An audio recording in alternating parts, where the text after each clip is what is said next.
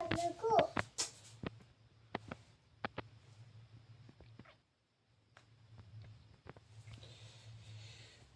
morning, students. How are you? I hope you are all in well. तो आज हम हमारे एटम्स और मॉलिक्यूल की लेक्चर 3 का तीसरा वीडियो लेके आए हैं।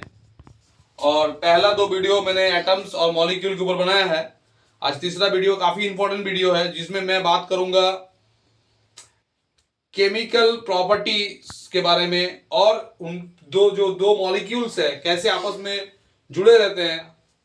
हाइड्रोजन के मॉलिक्यूल किस तरह से बनते हैं, वाटर के मॉलिक्यूल किस तरह से बनते हैं, आज मैं उस पर बात करने आया हूं। और ये वीडियो इसलिए स्पेशल है क्योंकि क्लास 9 के बच्चे का एग्जाम और विद इन 1 वीक के अंदर होने वाला है।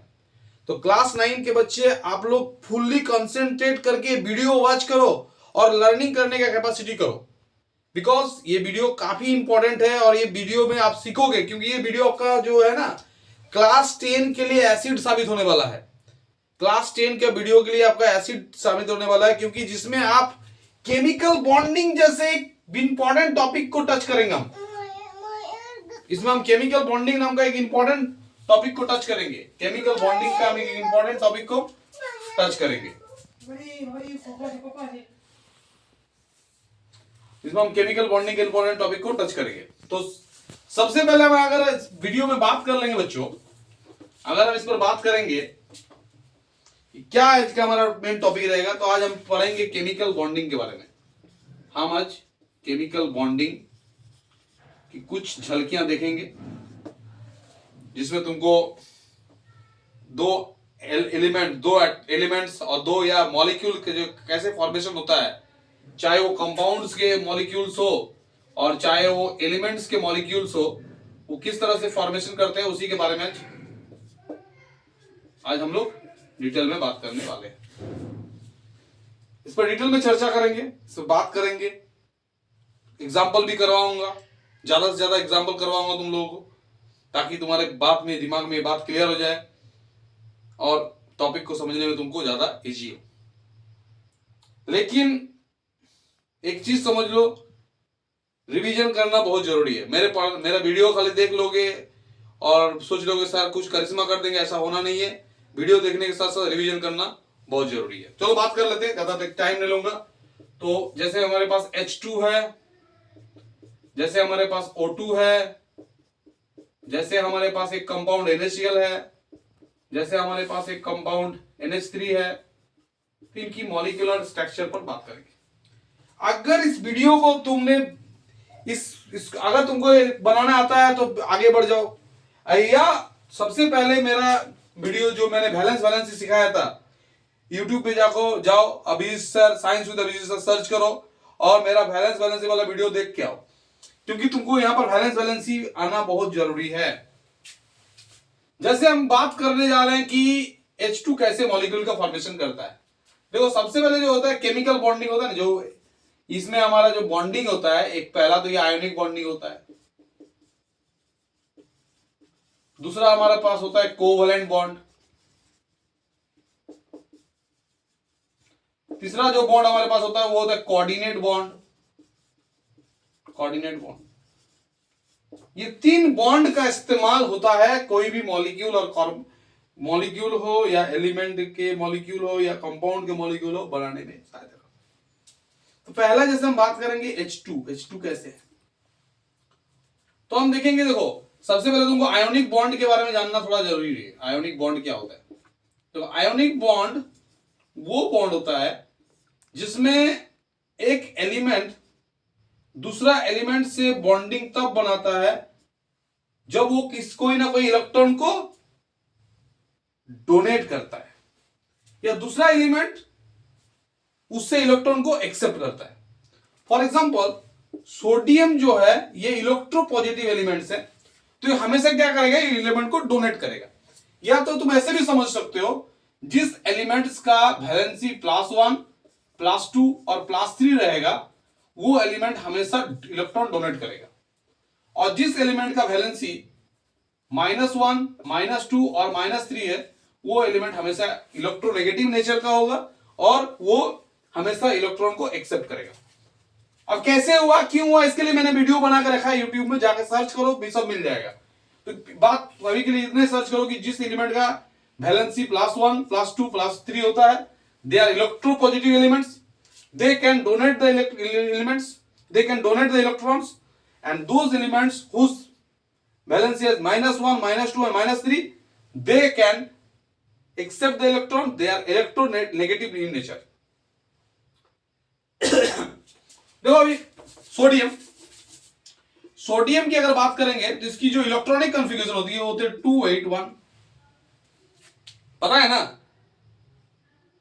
सोडियम का जो इलेक्ट्रॉनिक कॉन्फ़िगरेशन होगा वो होगा 281, और जो क्लोरीन उसका इलेक्ट्रॉनिक कॉन्फ़िगरेशन होगा 287।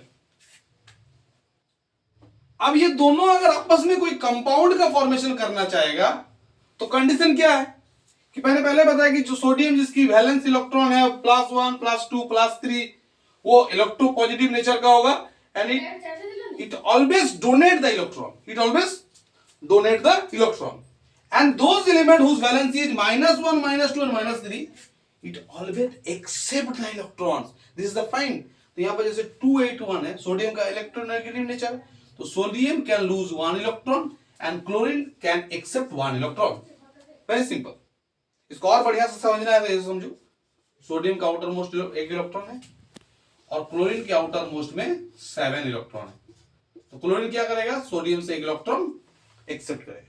जैसे सोडियम क्लोरीन से 1 इलेक्ट्रॉन, क्लोरीन को 1 इलेक्ट्रॉन देगा, it will be positive cation, और जैसे ही क्लोरीन सोडियम से 1 इलेक्ट्रॉन लेगा, it will be negative, and that in this way they can form bond and they can form compound, they can form compound, and this is called ionic compound, and also the formation of molecule of compound, because in there between NaCl there is a bond, and this bond is ionic bond, and these electrons are combined in a force that is called intermolecular force, understood। चलो आगे बात करते हैं। अब मैं बात करूंगा H2। अब H2 के साथ क्या होने वाला है, H2 क्या सोडियम के जैसा करेगा ना, ये तो नहीं करेगा, क्या करना पड़ेगा इसके साथ, चलो बात करते हैं। चलो देखो, मान लो तुम और तेरा दोस्त, सपोज करो तुम्हारा दोस्त और तुम दोनों आज स्कूल आया, दोनों ने टिफिन लेके आया, तेरा दोस्त ने रोटी लेके आया और तुम जो है भुजिया लेके आया, तो मम्मी नहीं उठा होगा, हड़बड़ा जल्दी सवेरे सवेरे रोटी बना दिया है, अब उसका मम्मी ने रोटी नहीं बनाया, भुजिया बना कर दे दिया है, समझा ना। अब दोनों को टिफिन करना है, प्रॉब्लम क्या है, तुम्हारे पास रोटी है, तेरे दोस्त के पास भुजिया है। अब तुम लोग क्या करोगे, तुम कुछ भुजिया अपने दोस्त को देगा, बदले में तुम क्या करेगा, अपने दोस्त से रोटी लेगा ना।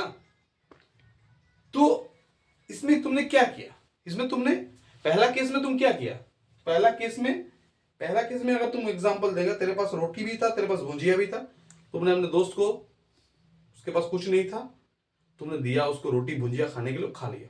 मतलब पहला केस में एक जन लेगा तो दूसरा जन देगा, दूसरा केस में क्या हो रहा है, ऑपोजिट, दोनों इसमें शेयरिंग करेगा। और जब दोनों शेयरिंग करेगा उस तरह के बॉन्ड को बेटा, उस तरह का बॉन्ड को बोलते हैं कोवलेंट बॉन्ड। और जब जिसमें एक देगा और एक लेगा, इस तरह के बॉन्ड को बेटा बोलते हैं आयोनिक बॉन्ड। मैं क्लास 10 में इस पर बहुत से वीडियो बनाने वाला हूं और बहुत बात करने वाला हूं, ठीक है। तो जैसे H2 के पास देखो दोनों सिमिलर है, H इसके पास एक एटम है आउटर मोस्ट में, दूसरा H इसके पास एक एटम, फिर क्या है, दोनों अधूरे हैं। जब तक दोनों सामने नहीं आएंगे, दोनों आपस में इलेक्ट्रॉन को शेयर नहीं करेंगे ना बेटा, तब तक क्या होगा ना, ये मॉलिक्यूल मन ही बना सकता है। अब अकेले हाइड्रोजन तो मॉलिक्यूल नहीं बना सकता है, और अकेला दोनों हाइड्रोजन मॉलिक्यूल नहीं बना सकता है। तो क्या करना होगा, ये हाइड्रोजन क्या करेगा, अपना एक इलेक्ट्रॉन को यहां रखेगा, और ये हाइड्रोजन अपना एक इलेक्ट्रॉन को यहां रखेगा। इस तरह से दोनों अपना बॉन्डिंग बना के मॉलिक्यूल का फॉर्मेशन कर लिया, और इस तरह के बॉन्डिंग को बोलते हैं हम लोग कोवलेंट बॉन्ड। समझ में आएगा। चलो एक बार फिर से बात कर लेते हैं। पहला बॉन्ड आयोनिक बॉन्ड में कैसे कंपाउंड बनेगा कि एक इलेक्ट्रॉन को डोनेट करेगा, दूसरा इलेक्ट्रॉन को एक्सेप्ट करेगा। दूसरा कोवलेंट बॉन्ड में क्या होगा, एक इलेक्ट्रॉन को दोनों इलेक्ट्रॉन शेयरिंग करेगा तब जाके बनेगा। जैसे इसका बना लेते, चलो अब हम O2 का बना लेते। O का आउटर मोस्ट में नंबर लिखते 2 6, आउटर मोस्ट में 6 इलेक्ट्रॉन। सबसे पहले आना चाहिए तुमको। दूसरा O का भी आउटर मोस्ट में 2 6 इलेक्ट्रॉन। आउटर मोस्ट वाला इलेक्ट्रॉन कम लिखेंगे, इसका भी आउटर मोस्ट वाला इलेक्ट्रॉन कम लिखेंगे। लिख लिए? अब चलो बात करते हैं। नोट कर लो, नोट कर लो, नोट कर दो। चलो अभी क्या है, इसके आउटर मोस्ट के इलेक्ट्रॉन्स को हम लिख दिए, इसके भी आउटर मोस्ट इलेक्ट्रॉन को लिख दिए। अब देखो इसको अपना ऑक्टेट पूरा करने के लिए 8 इलेक्ट्रॉन, इसको भी अपना ऑक्टेट पूरा करने के लिए 8 इलेक्ट्रॉन। इस तरह से इन्होंने बॉन्ड बना लिया। इस तरह का O2 मॉलिक्यूल का फॉर्मेशन हो गया। अब देखो अगला जो बॉन्ड है हमारे पास NH3, इस पर बात करते हैं। ये कैसे बनाएगा? नाइट्रोजन के आउटर मोस्ट में कितने इलेक्ट्रॉन्स होते हैं बच्चा? नाइट्रोजन का एटॉमिक नंबर 7, इसकी K सेल में 2 इलेक्ट्रॉन, L सेल में 5 इलेक्ट्रॉन। ठीक है, इसका आउटर मोस्ट में 5 इलेक्ट्रॉन। तो 5 इलेक्ट्रॉन कुछ इस तरह से रखेंगे, ये 1 2 3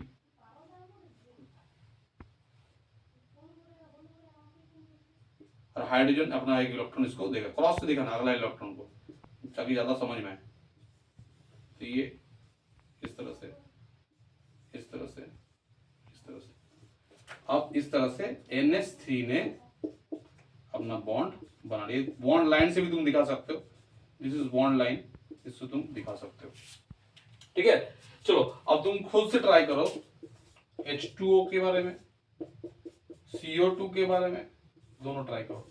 चलो वीडियो को पॉज करो और ट्राई करो, ट्राई करो, ट्राई करो। ऐसे नहीं चलने वाले हैं, जब तक नहीं बनाओगे ना नहीं सीखोगे। ट्राई करो। अच्छा ट्राई कर लिए, ओके वेरी गुड। चलो चलो बना लिया होगा। चलो देखते हैं कैसे बनाए। H2O, 2 H है, H H O को बीच में डालो, एक हर एक H को 1 इलेक्ट्रॉन, इसका 1, इसका आउटर मोस्ट में 6 इलेक्ट्रॉन, 6 रख दो। ये इससे एक शेयर कर लिया, ये इससे शेयर कर लिया, इसका टोटल 8 हो गया। इस तरह से इसने अपना बॉन्ड को कंप्लीट कर लिया। जिन लोगों ने बनाया चलो टिक करो, सही हो गया। चलो नेक्स्ट बनाओ। नेक्स्ट हमारा CO2। अब देखो कार्बन की वैलेंसी टेट्रा होता है, तो टेट्रा वैलेंसी होती है अपने 4 इलेक्ट्रॉन से, 2 इधर रखेगा, 2 इधर रखेगा। ऑक्सीजन, हर एक ऑक्सीजन को 6 इलेक्ट्रॉन चाहिए, 2 इसको रखा, 2 इसको दिया। समझ में आ रहा है ना? चलो वेरी गुड। इस तरह से कार्बन डाइऑक्साइड मॉलिक्यूल का फॉर्मेशन हुआ। इसको हम ऐसे भी दिखा सकते हैं, C++O।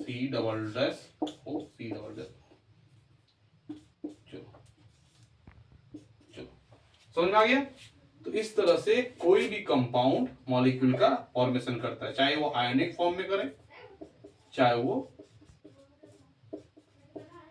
कोवलेंट फॉर्म में करे।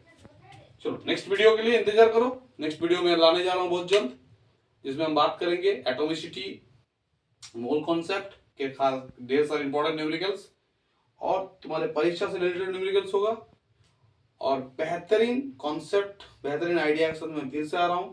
तब तक के लिए थैंक यू, वेलकम, जय हिंद।